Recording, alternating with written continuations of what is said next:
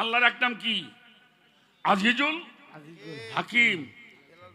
ওই বিচারক বারে বারে যখন তার দিকে তাকায়, কলম দিয়ে খুঁচায়, লিখতে যায়, লেখে না, লিখতে যায়, চায় না, মানুষটাকে কেমনি ফাঁসি দেই, আবার পায়ের দিকে তাকায়, মুখের দিকে তাকায়।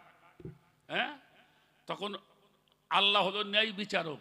তখন আল্লাহ স্বয়ং ওই হাকিমের মধ্যে প্রতিষ্ঠিত হয়, দাঁড়ায়।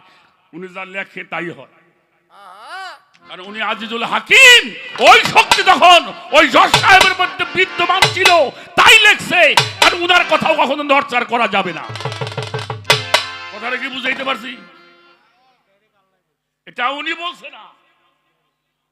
দেখবেন, এই জন্য দেখবেন বিশেষ করে যারা কি বিচারক, যারা বড় বড় রায় লেখে, তারা কিন্তু ঘেমে যায়।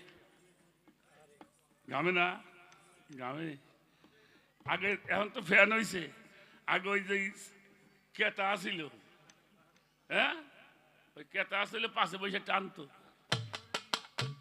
ঘাইমে যায়। উনি বারে বারে এদিকে তাকায়, সেদিকে তাকায়, কলম কামড়ায়।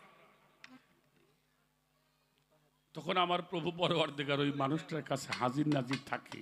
উনি আজিজুল হাকিম, সে বিচারক।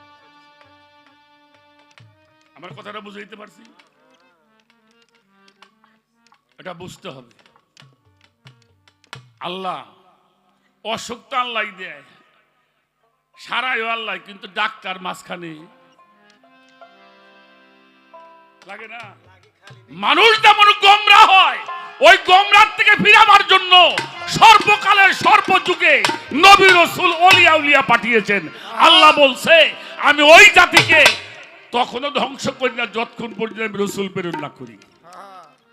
ওই রাসূল যখন কষ্ট পায়ে ফিরে যায়, আল্লাহ তখন কষ্ট পায়ে বেজার হয়, আসমানি বালা দিয়ে, জমিনি বালা দিয়ে তাদেরকে ধ্বংস করে।